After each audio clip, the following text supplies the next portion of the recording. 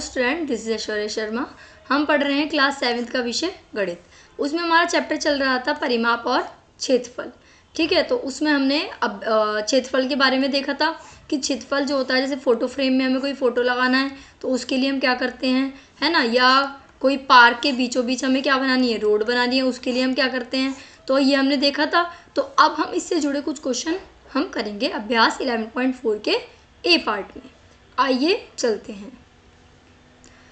Question number 1, एक बगीचा 90 metre लंबा है एंड 75 मीटर क्या है, चौड़ा है। ठीक है, इसके बाहर चारों तरफ, अब देखो उन्होंने बोला है बाहर की तरफ बनाना है 5 मीटर चौड़ा पथ बनाना है, यानी कि रास्ता। पथ का क्षेत्रफल ज्ञात कीजिए और बगीचे का क्षेत्रफल हेक्टेयर में भी बताइए। तो देखो 90 मीटर है, ये 75 ही है, तो देखो 5 मीटर चौड़ा यहाँ से हुआ, 5 यहाँ से हुआ, 5 यहाँ से और 5 यहाँ से। तो बगीचे की लंबाई कितनी है, 90 मीटर बगीचे की क्या है लंबाई, और बगीचे की चौड़ाई कितनी है, 75 मीटर। ठीक है, अब पथ सहित बगीचे की लंबाई कितनी हो जाएगी, तो देखो 90 मीटर था ना ये, तो 5 यहाँ से बढ़ा और 5 कहाँ से बढ़ा, यहाँ से, तो 90 + 5 95 में 5 प्लस करेंगे तो आ गया 100। अब ये क्या था 75, 5 यहाँ से बढ़ा और 5 यहाँ से, तो ये हो गया 85। ठीक है ना, तो ये हो गया हमारा 85 मीटर और ये हो गया 100 मीटर। तो अब पथ सहित बगीचे का क्षेत्रफल कितना होगा, पथ सहित बताना है हमें, तो पथ सहित बगीचे का क्षेत्रफल होगा लंबाई गुणा चौड़ाई, यानी कि 100 × 85। तो 85 की जब 100 में मल्टीप्लाई करेंगे तो हमारा आएगा 8500 मीटर स्क्वायर। अब केवल बगीचे का क्षेत्रफल कितना होगा, लंबाई गुणा चौड़ाई, तो 90 × 75, क्योंकि बगीचे की 90 थी लंबाई और ये कितनी थी चौड़ाई 75, तो 90 × 75 हो गया 6750 मीटर स्क्वायर।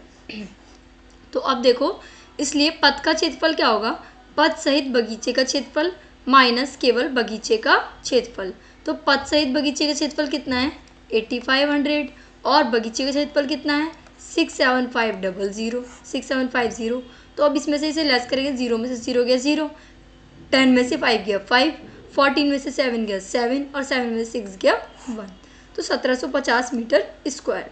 अब हमने क्षेत्रफल तो निकाल दिया, अभी कह रहे हैं लेकिन बगीचे वाला जो क्षेत्रफल है ना वो हेक्टेयर में बताओ। तो बगीचे का क्षेत्रफल तो 6750 था, पर ये था हमारा मीटर में हमें बताना है हेक्टेयर में।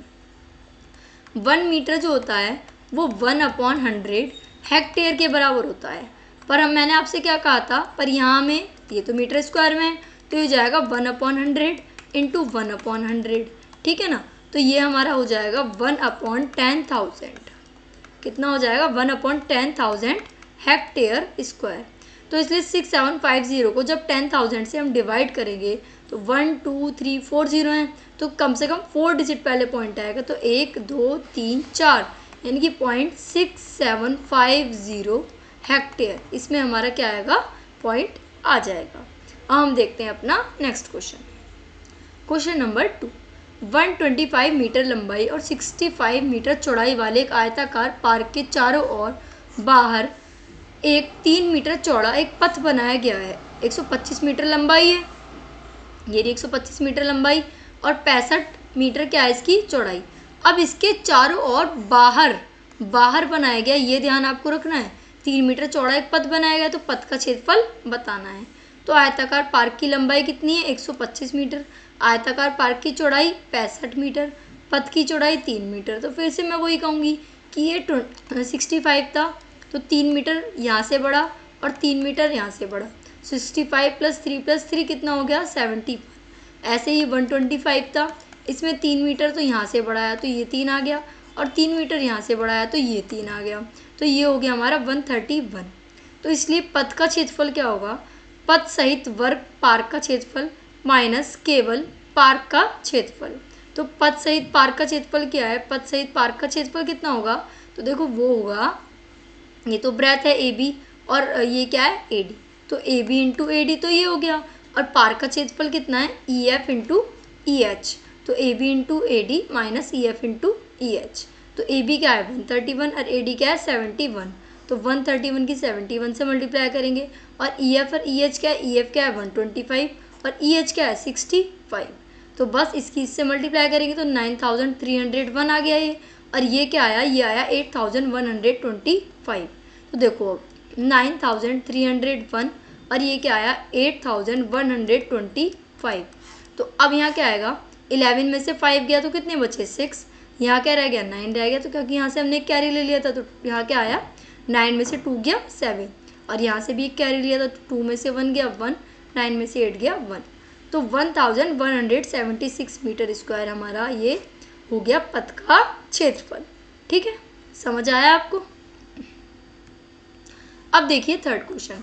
थर्ड क्वेश्चन में क्या है, 8 सेंटीमीटर लंबे और 5 सेंटीमीटर चौड़े एक गत्ते के चित्र की पेंटिंग इस प्रकार बनाई। गत्ते का एक चित्र था, गत्ते पर था ना एक चित्र, उसकी पेंटिंग बनानी है हमें कि इसकी प्रत्येक भुजा के अनुदिश यानी कि उसी दिशा में 1.5 सेंटीमीटर चौड़ा हाशिया, यानी कि ये जो है ना 1.5 सेंटीमीटर इधर से भी और 1.5 सेंटीमीटर इधर से भी, ये हाशिया हमारा क्या हो, छोड़ा जाए। ठीक है ना। तो अब देखो हाशिए का कुल क्षेत्रफल क्या करना है, हमें ज्ञात करना है। तो पेंटिंग की लंबाई कितनी है 8 सेंटीमीटर, पेंटिंग की चौड़ाई कितनी है 5 सेंटीमीटर। तो प्रत्येक भुजा के अनुदिश हाशिया छोड़ना है। ठीक है ना। तो अब इसमें हाशिया छोड़ना है ना, पेंटिंग तो अंदर की तरफ बनेगी। अब ये मत सोचना इसमें कि ये इसकी दे रखी है और बाहर की तरफ बनेगी। भाई जब गत्ता ही इतना बड़ा है तो पेंटिंग तो अंदर बनेगी या पेंटिंग बाहर निकल जाएगी, पेंटिंग तो अंदर बनेगी। तो इसलिए इसमें माइनस करना है। कभी आप इसमें कंफ्यूज हो कि प्लस क्यों नहीं करा तो पेंटिंग की लंबाई में कमी कितनी आएगी 8 माइनस 1.5 इंटू 1.5। तो 1.5 में 1.5 ऐड करेंगे तो कितना होगा 3। तो 8 में से 3 गया, हमारा बचा 5। ठीक है। और पेंटिंग की चौड़ाई में कमी कितनी आएगी 5 थी, 1.5 ऐड करके 3 आया। तो 5 में से 3 लेस करा तो 2 आ गया। तो 5 इंटू ये हो गया 5, ये हो गया 2। तो अब हाशिए का कुल क्षेत्रफल क्या होगा, ये जो हाशिया है इसका क्षेत्रफल क्या होगा, एक तो ABCD गत्ते का क्षेत्रफल और एक EFGH पेंटिंग का क्षेत्रफल।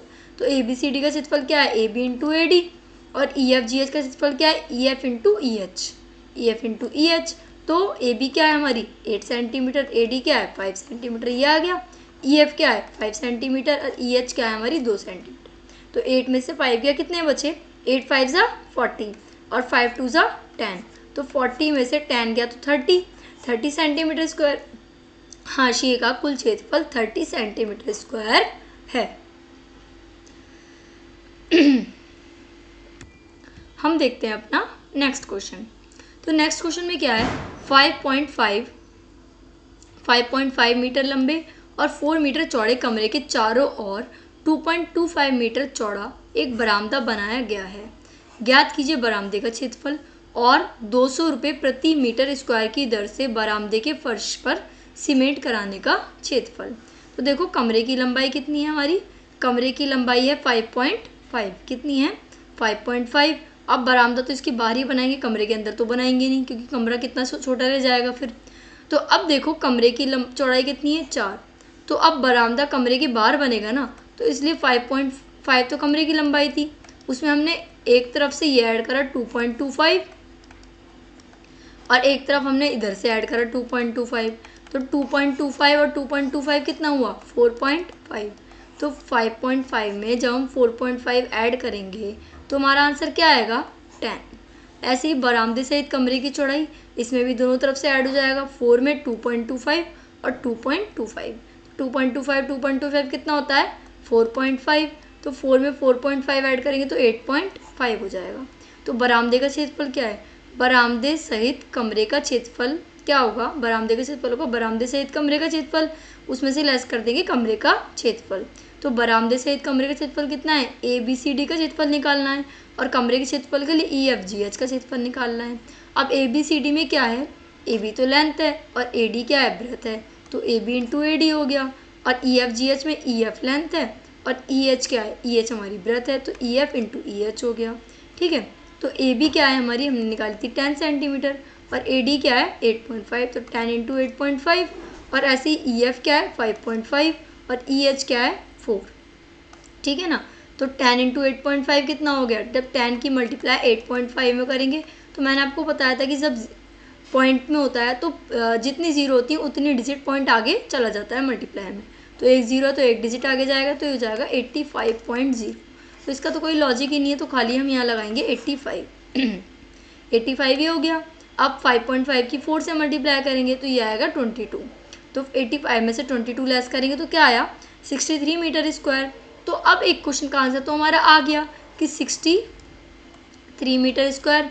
दूसरे में पूछा है 200 रुपये प्रति मीटर की दर से बरामदे के फर्श पर सीमेंट कराने का व्यय। तो 1 मीटर बरामदे के फर्श पर सीमेंट कराने का व्यय कितना है 200। कितना है 200। इसलिए 63 मीटर स्क्वायर बरामदे के फर्श पर सीमेंट कराने का व्यय कितना होगा। जब देखो एक पे 200 रुपये है, हमारा कितना आया 63 आया। 63 लेना है इसमें, नहीं 63 लेना है या नहीं, हाँ 63। क्यों, क्योंकि इन्होंने बोला है बरामदे के फर्श पर। ये बरामदा जो है ना इस पे वो करवाना है हमें सीमेंट, ना कि रूम में, ठीक है ना। तो 63 है तो 63 की हम मल्टीप्लाई कर देंगे 200 से। तो 2 3 ज़ा 6, 2 6 ज़ा 12 और 0 और 0, तो ये हमारा आ गया 12,600 रुपये, ठीक है। Question number 5। 30 मीटर भुजा वाले एक वर्गाकार बगीचे की परिसीमा से लगा भीतर की ओर 1 मीटर चौड़ा पथ बना हुआ है। ज्ञात कीजिए पथ का क्षेत्रफल और ₹40 प्रति मीटर की दर से बगीचे के शीर्ष भाग पर घास लगाने का व्यय। तो क्या रहा, बगीचे की भुजा कितनी है 30 है ना वर्गाकार बगीचे की भुजा। जब 30 वर्गाकार बगीचे की भुजा है, अब इसमें हमें परिसीमा से लगा भीतर की ओर यानी कि अंदर की साइड बनाना है। तो इस बार हमें लेस करना पड़ेगा क्योंकि अंदर की साइड बनाना है। तो 30 तो ये दे रखी है, अब 1 यहाँ से और 1 यहाँ से, तो 1 में 1 प्लस करेंगे तो 2, 30 में से 2 गया तो 28। तो हमारी ये आ गई वर्गाकार बगीचे की भुजा। और तो इसमें तो अलग अलग निकालने की जरूरत नहीं है क्योंकि वर्ग है, तो ABCD का क्षेत्रफल हो गया और EFGH का क्षेत्रफल हो जाएगा। तो ये तो 30 × 30 ही हो जाएगा, वर्ग का क्षेत्रफल तो है भुजा गुणा भुजा, और ये भी वर्ग है तो 28 × 28। 30 की 30 से गुणा करोगे तो 900 आएगा, 28 की 28 से करोगे तो 784 आएगा। अब 900 में से 784 गए तो 116 मीटर स्क्वायर ही हमारा हो गया। अब देखिए सेकंड पार्ट, 40 रुपये प्रति मीटर की दर से बगीचे के शेष भाग पर घास लगाने का व्यय। तो बगीचे के शेष भाग का क्षेत्रफल कितना है 28 × 28। घास लगाने का व्यय कह रहे हैं ना, तो देखो 28 × 28 है तो 784 मीटर स्क्वायर है। तो 1 मीटर पर घास लगाने का व्यय 40 रुपये है, तो 784 मीटर पर घास लगाने का व्यय कितना आएगा 40 × 784 यानी कि 31,360 रुपये। ओके, तो हम देखते हैं next question, question number 6। 700 metre लंबे और 300 मीटर चौड़े एक आयताकार पार्क के मध्य से होकर जाते हुए 10 मीटर चौड़े 2 पथ बने हुए हैं। क्या हैं 2 पथ बने हुए हैं जो एक दूसरे पर परस्पर लंब और चौपड़ के आकार के हैं। लंब और चौपड़ के, इनमें से प्रत्येक पथ का क्षेत्रफल ज्ञात कीजिए और पार्क की भुजाओं को छोड़कर पार्क के शेष भाग का भी क्षेत्रफल ज्ञात कीजिए और उत्तर को हेक्टेयर में बताना है। यहाँ PQ हमने नाम दे दिए इन सबको, PQSR। आप कुछ भी नाम दे सकते हैं, जरूरी नहीं PQSR ही दे, कुछ भी दे सकते हैं। ABCD EFGH PQ हो गया, MN हो गया ये, ठीक है ना, ये हो गया PQKL। कुछ भी नाम दे सकते हैं जो आपको सही लगे, पर जो आप नाम देंगे वही आपको क्वेश्चन में करना है यूज़। तो PQ क्या है 10 सेंटीमीटर है ना, 10 है ना, ये क्योंकि क्या रहा 10 मीटर चौड़ा है तो 10 ही तो हुई। और लेकिन PS कितनी हुई, अब PS AD के समांतर है, जब PS AD के समांतर है तो AD 300 है तो PS भी कितनी होगी 300, PS हो गई 300। अब ऐसे ही EH कितनी है, तो चौड़ाई तो 10 ही है, पर EF कितनी है ये इतनी है तो ये भी कितनी हो जाएगी 700। KL कितनी है 10 और KN भी कितनी है 10। तो दोनों पथों का क्षेत्रफल कितना हो जाएगा PQRS का क्षेत्रफल प्लस EFGH का क्षेत्रफल और KLMN। इसका क्षेत्रफल में लेस क्यों करा, क्योंकि देखो एक बार ऐसे आया एक बार ऐसे आया, तो ये पोर्शन 2 बार कवर हो रहा है, तो इसलिए एक बार का हम क्या कर देंगे लेस कर देंगे। तो अब देखो PQRS का क्षेत्रफल क्या होगा PS × PQ और EFGH का EF × EH और KLMN का KL × KN। तो PS की 300 वैल्यू थी और PQ की 10 थी, और ऐसी EF की 700 थी, EH की 10 थी, KL की 10 और KN की भी 10। तो 300 की 10 से गुणा करेंगे तो क्या आएगा 3000, फिर 700 की 10 से करेंगे तो 7000, ठीक है। तो 3000 में 7000 ऐड करा तो क्या आया 10000, उसमें से 100 हम लेस कर देंगे तो 9900 मीटर स्क्वायर। क्षेत्रफल तो आ गया पर इन्होंने बोला है हेक्टेयर में, तो अब हम इसे हेक्टेयर में कन्वर्ट करेंगे। 1 मीटर स्क्वायर 1/10,000 हेक्टेयर का स्क्वायर होता है। अब देखो सिंपल बात क्या है, यहाँ 1 मीटर किसके बराबर होता है, 1 मीटर बराबर होता है 1/100 हेक्टेयर के। तो मैंने आपको बताया था कि 1 मीटर स्क्वायर है तो 1/100 इंटू 1/100 है ना, तो ये क्या हो जाएगा 1/10,000, तो ये क्या हो जाएगा 9900 मीटर स्क्वायर है ना। तो 9900 का निकालने के लिए 9900 को 10,000 से डिवाइड करेंगे, 2 जीरो से 2 जीरो गई तो ये क्या है, ये 2 जीरो है ना, तो 2 डिजिट पहले पॉइंट आएगा तो 0.99 हेक्टेयर ये हमारा हो जाएगा। तो हम कह सकते हैं पार्क के शेष भाग का भी क्षेत्रफल कितना होगा, पार्क का क्षेत्रफल माइनस पत्तों का क्षेत्रफल। तो पार्क का क्षेत्रफल कितना है, पार्क का क्षेत्रफल है 700 इंटू 300, 2 लाख ये है ना 10,000 और ये 9900, तो इसमें से इसको लेस करेंगे तो हमारा आ जाएगा 2,100,000। अब इसको भी हेक्टेयर से डिवाइड करने के लिए 10,000 से डिवाइड करना पड़ेगा हेक्टेयर में चेंज करने के लिए। जब 2 से 2 जीरो गई, अब 2 जीरो है तो 2 डिजिट पहले पॉइंट आएगा तो 20.01 हेक्टेयर ये हमारा हो जाएगा। So what did we learn today, क्या हमने सीखा, हमने कुछ क्वेश्चंस करे हम, ठीक है। अब उन क्वेश्चंस पे हमने देखा कि एक तो हमने ये क्वेश्चन देखा था कि जो है कि यहाँ हमें दे रखा है ये एरिया, तो देखो बड़े वाले का हमने एरिया निकाला, फिर छोटे वाले का एरिया निकाला, और इसमें हमें ऐसे नहीं करना है, ये हमें थोड़ा सा नाम देना पड़ेगा कि ABCD, और इसे क्या देना पड़ेगा EFGH, है ना। ऐसे ये अगर हमें दे रखा है एक, ये हमें दे रखा है, अब इसमें क्या है, इसमें हमें ऐसे नाम देना है, ये नाम देंगे हम, तो आप कुछ भी नाम दे सकते हैं ABCD EFGH IJKL MNOP, कुछ भी आप नाम दे सकते हैं। तो अगर हमें रोड का एरिया निकालना है तो पहले हम EFGH का एरिया निकालेंगे, है ना, और उसके बाद EFGH का एरिया निकालेंगे ना हम पहले EFGH का, और उसकी एक तो इसका निकालेंगे, एक हम निकालेंगे एक रोड क्या है IJKL, तो हम एरिया निकालेंगे IJKL का, पर उसमें से लेस करेंगे MNOP का, क्योंकि ये 2 बार कवर हुआ है। और कुछ हमने सीखा था कि जैसे मीटर है उसको हेक्टेयर में कन्वर्ट करना है तो 100 हेक्टेयर होते हैं, पर अगर 1 मीटर स्क्वायर है तो कितना हो गया है 1/100 इंटू 1/100, तो इसलिए ये हो गया था हमारा 1/10,000 हेक्टेयर स्क्वायर। तो हम मिलते हैं नेक्स्ट क्लास में, तब तक के लिए थैंक यू।